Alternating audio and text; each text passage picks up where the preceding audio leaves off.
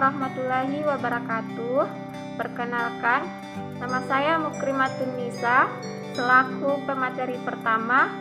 Di sini saya akan menjelaskan mengenai pengertian, kelemahan, dan kelebihan serta hal-hal yang harus dihindari seorang guru dalam memimpin kelompok diskusi kecil.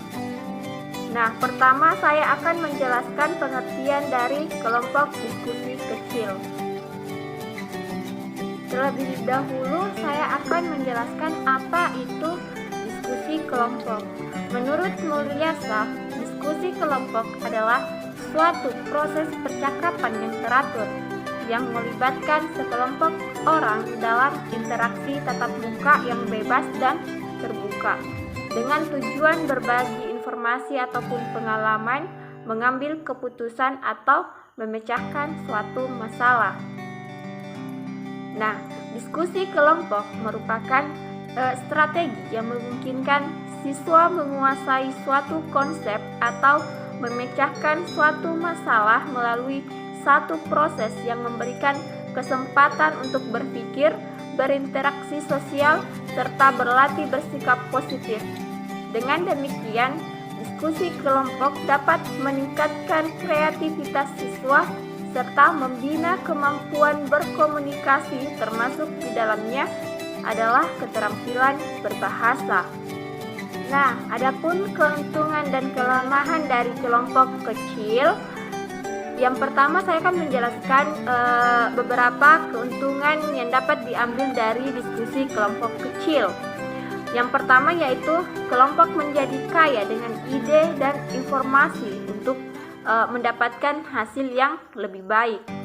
Yang kedua, termotivasi oleh kehadiran teman. Yang ketiga, mengurangi sifat pemalu. Yang keempat, anak merasa terikat untuk melaksanakan keputusan kelompok. Yang kelima, meningkatkan pemahaman diri anak.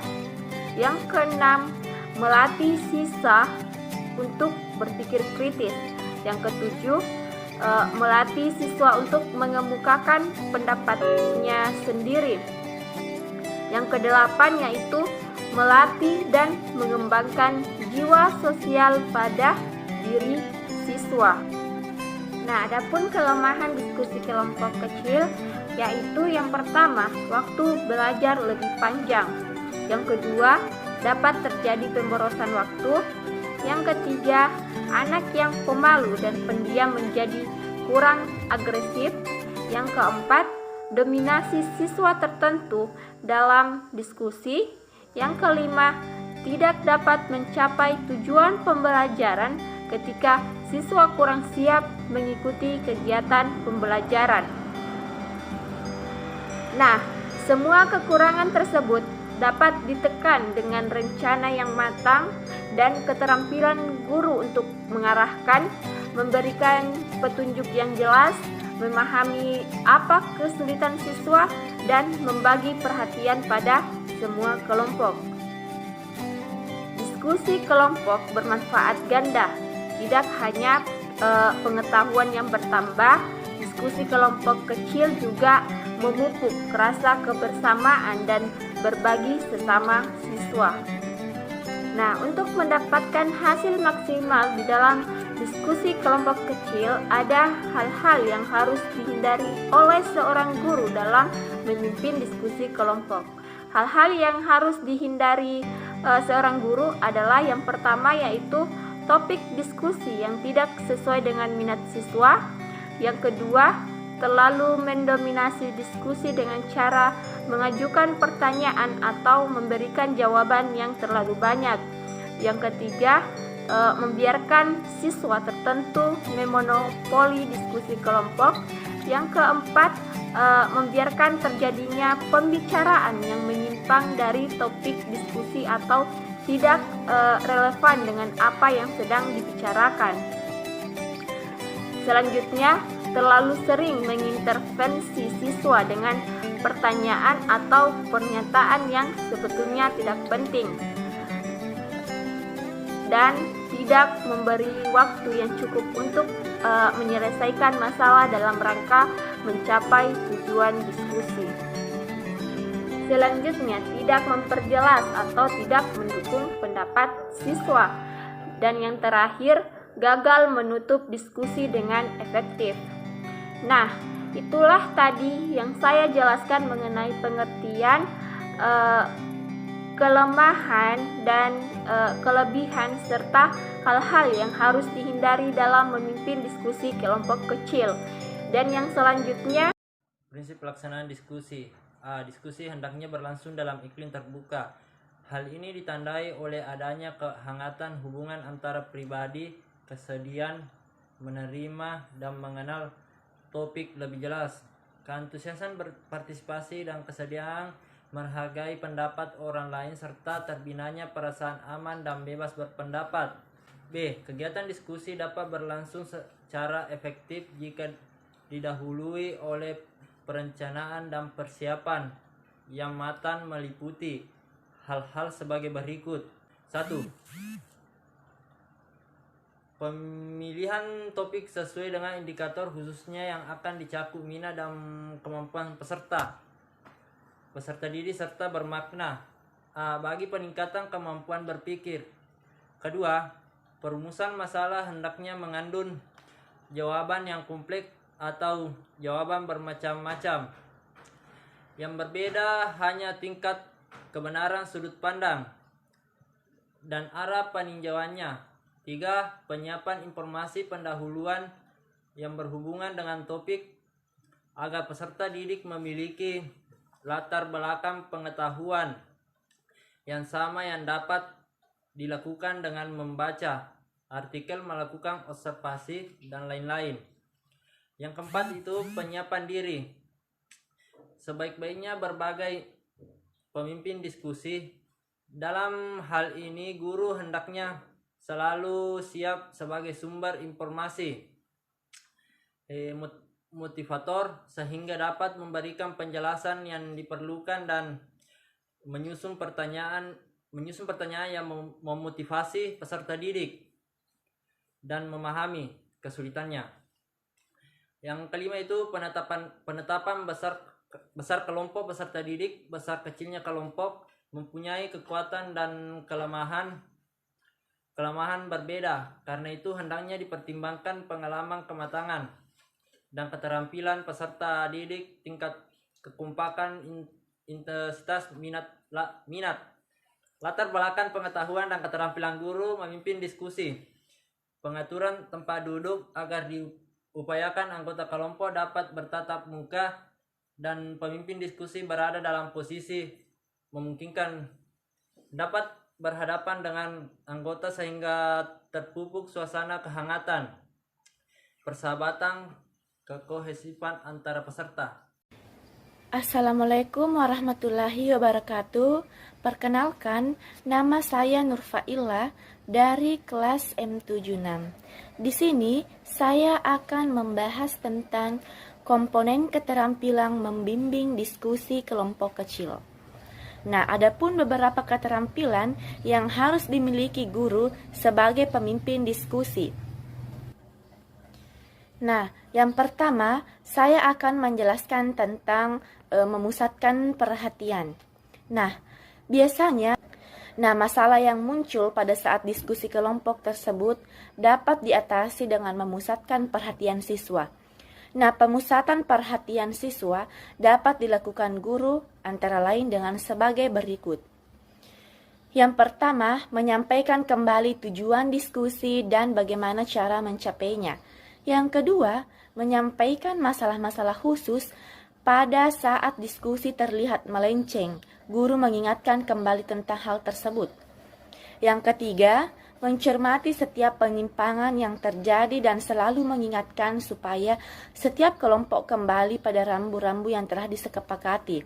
Yang keempat, membuat kesimpulan pada akhir sub permasalahan. Kemudian saya akan menjelaskan komponen kedua, yaitu memperjelas masalah dan memberikan urunan. Diskusi kelompok kadang diwarnai oleh silang pendapat antar anggota. Bila perdebatan untuk mendapatkan sebuah kesepakatan, maka itu pertanda bagus karena itu untuk berkembangnya kemampuan berkomunikasi antar siswa. Nah, adapun di sini untuk memperjelas ide, pendapat atau gagasan siswa dapat dilakukan dengan cara berikut, yaitu menguraikan kembali atau merangkum, kemudian meminta siswa untuk memberi komentar, kemudian yang ketiga, menguraikan gagasan siswa dan memberikan ulasan. Kemudian komponen yang ketiga yaitu menganalisis pandangan siswa. Nah, diskusi kelompok kecil membuka kesempatan partisipasi baik dalam mengemukakan pendapat, gagasan, maupun menyanggah pendapat teman di dalam kelompok. Kemudian, yang keempat yaitu meningkatkan urunan siswa. Nah, untuk meningkatkan urunan pendapat siswa, guru sebagai pembimbing dapat melakukan hal-hal berikut, yaitu mengajukan pertanyaan-pertanyaan sehingga memunculkan ide baru. Nah, kemudian dapat memberikan contoh-contoh baik, verbal maupun non-verbal pada waktu yang tepat. Kemudian yang kelima yaitu menyebarkan kesempatan untuk berpartisipasi. Nah, salah satu ciri diskusi kelompok adalah tujuan bersama yang dicapai secara bersama-sama. Nah, inilah yang dapat saya sampaikan. Mohon maaf apabila ada kesalahan. Assalamualaikum warahmatullahi wabarakatuh. Ya, Remi. Assalamualaikum anak-anakku. Assalamualaikum anak-anakku. Waalaikumsalam Ibu. Waalaikumsalam warahmatullahi wabarakatuh, Ibu Guru. Bagaimana kabarnya hari ini? Alhamdulillah baik Ibu Guru. Baik, Bu. Alhamdulillah. Apakah ini anak-anakku semuanya semangat belajar? Semangat Ibu Guru. Semangat Bu Guru. Semangat, Bu. Ini ada puasa. Tadi apakah puasa? Puasa Ibu Guru, puasa. Imam Semuanya puasa ya. puasa, Ibu. Oh iya. Oh ya. Apa ada yang tahu? Ada yang tahu hari ini kita akan belajar apa? Tidak, Ibu. Tidak Bu. Ya, Bu. Tahu. Kerimatun Nisa kenapa nak mati? Bosok.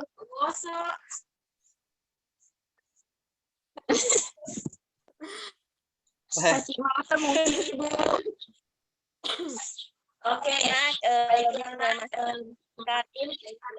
mulai pelajaran hari ini. Di sini Kita membahas tentang membahas tentang hak dan kewajiban. apakah sudah didengar anak-anak hak dan kewajiban? Catat ya, Failah Fadli catat hak dan kewajiban.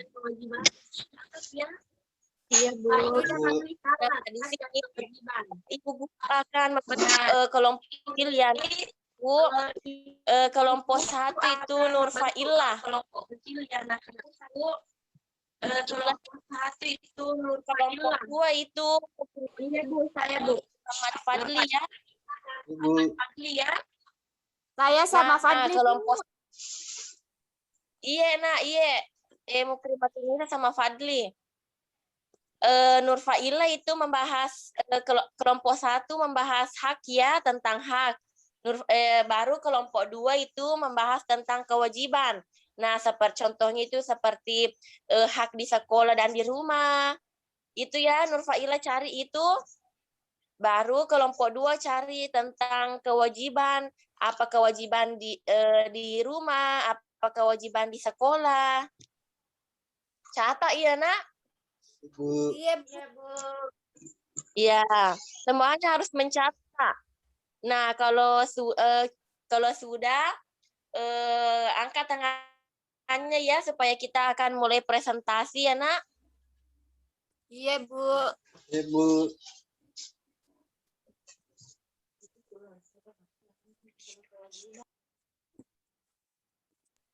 Ya, cari sendiri itu ya, Nak. Kita harus ini belajar mandiri. belajar mandiri Kina, cari sendiri anunya itu pengertiannya, apa haknya anak di rumah, apa kewajibannya anak di rumah. Ya, catat Ina.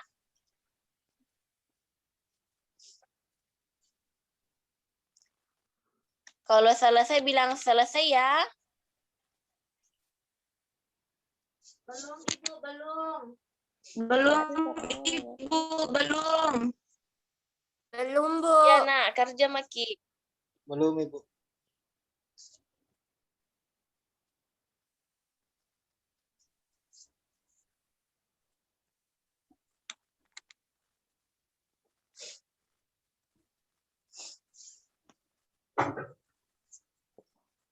Sudah Miss saya, Ibu Guru. Kalau kelompok dua nak, Kalau kelompok 2 nak, Sudah Bu. Sudah Bu, Fadli sudah. juga. Fadli. Fadli nak Fadli selesai Maki. Sudah Bu. Alhamdulillah selesai Bu. Oke, semuanya selesai. Nur bisa dulu apa dulu tentang apa yang sudah diketahui tentang hak? Apa Ibu Guru nangis? Itu yang Kak Ila cari presentasikan di depan sini nak, di depan kelas di Zoom ya, supaya teman-temannya juga tahu apa itu hak. Dan kelompok 2 juga perhatikan ya. Ibu. Ya Bu. baiklah teman-teman, saya atas nama Nurfaila. Saya akan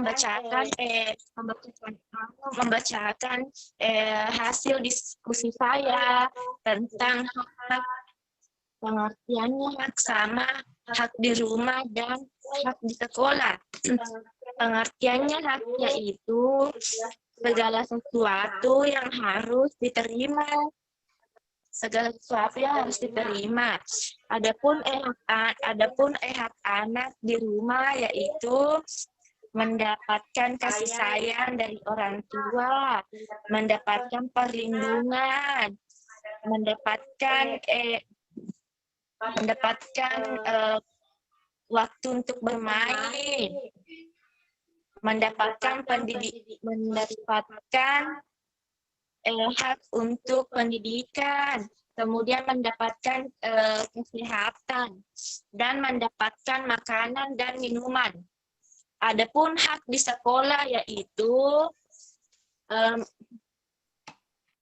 mendapat perilaku adil dari ibu guru,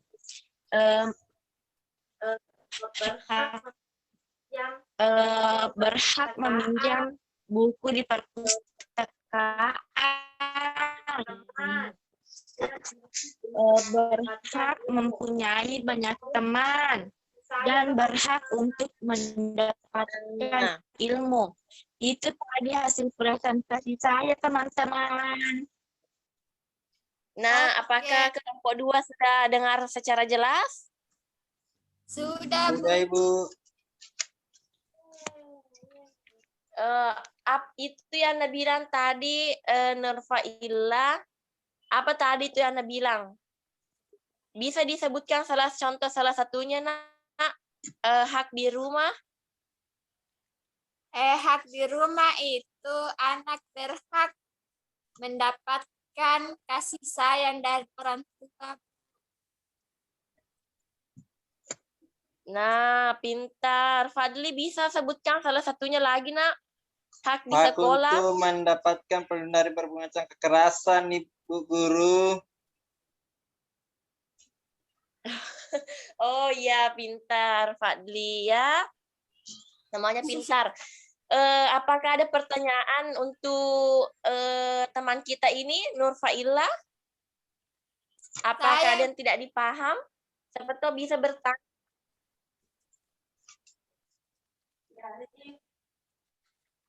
Tidak ada, cuma bertanya.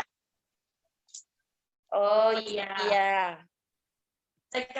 Sekarang kelompok 2 yang presentasi.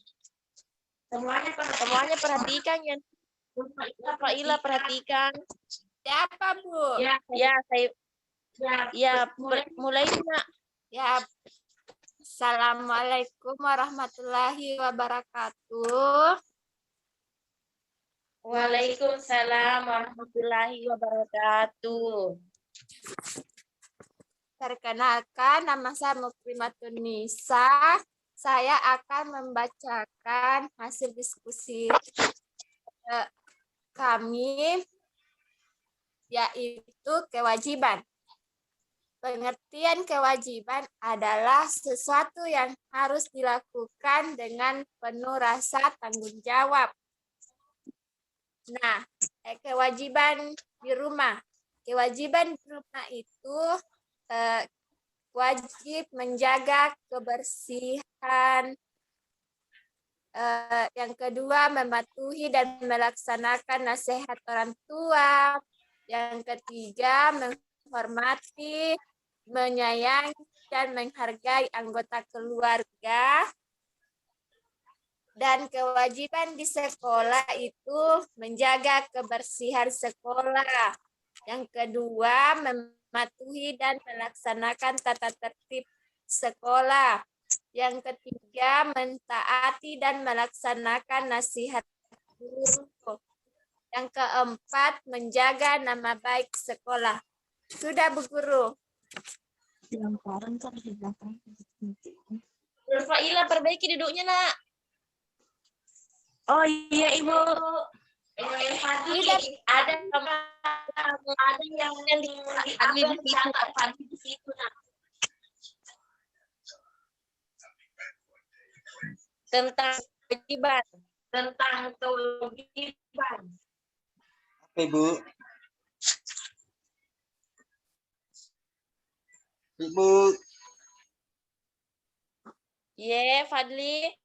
apa Ibu? Apa yang dicatat tentang kewajiban di situ? Ani Bu. Kewajiban di rumah kah Bu atau di sekolah? Di rumah, Nak, di rumah. Coba sebut di rumah. Menghormati ayah dan ibu, Ibu. Ya, apa lagi? Menjaga sopan santun. Ikut membantu Ya. orang tua. Ya, pintar. Itu Ji. Iya, Bu. Ya. Apakah ada ini pertanyaannya kelompok 1 untuk kelompok 2? Ada yang mau ditanyakan? Yang mau tanyakan sama kelompok 2 Ibu. Apa itu, Nak? Kan tadi kelompok 2 itu membahas tentang anak. kewajiban Saya mau anak. teman-teman dengan apa yang Anda lakukan ini. Saya mau bertanya Pertanyaan. bagi teman-teman, kewajiban apa yang sudah Anda lakukan hari ini?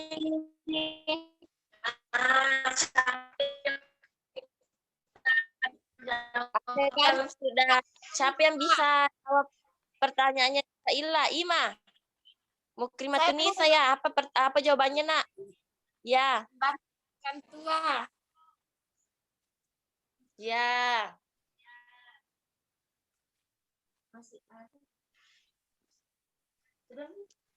Kalau Fadli, tahu Fadli apa kewajiban apa yang sudah dilaksanakan hari ini?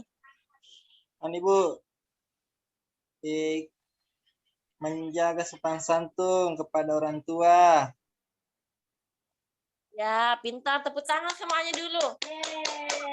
Yeay, pintar semua ya. Apa ada pertanyaan yang tidak dipahami, Nak? Bisa ditanyakan sama Ibu. Saya Ibu. Fadli, Ya, Bu kenapa, Guru. Nak Fadli? Bu. Apa yang terjadi Ibu ketika kewajiban tidak dilaksanakan di sekolah Ibu? Nah, kewajiban itu kalau tidak dilaksanakan di sekolah, Nak, akan timbul masalah. akan timbul seperti perpecahan. Kayak Fadli tidak hormati Bu Guru atau tidak hormati teman-temannya, Ibu. apa yang terjadi? Kan menjadi masalah itu kan? Ibu. Nah, makanya itu anak-anakku semuanya itu harus laksanakan hak dan kewajiban yang dengan benar ya. Ibu. Ibu cantik. Ya.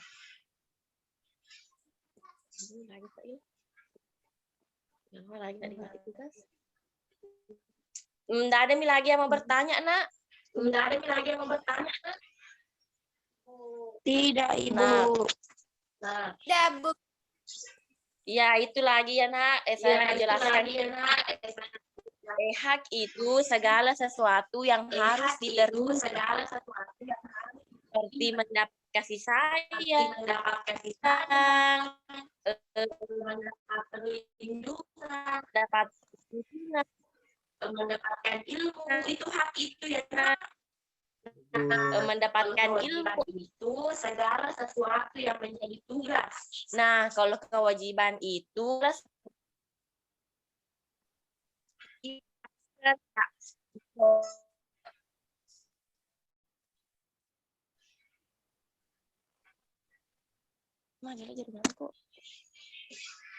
semuanya sudah tahu kan?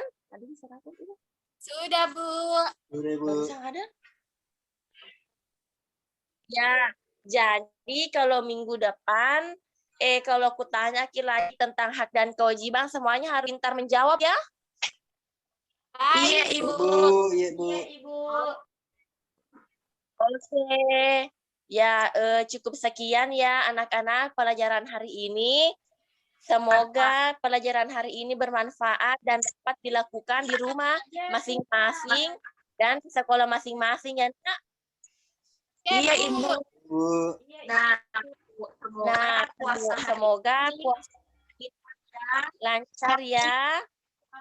Ada yang puasa hari di sini.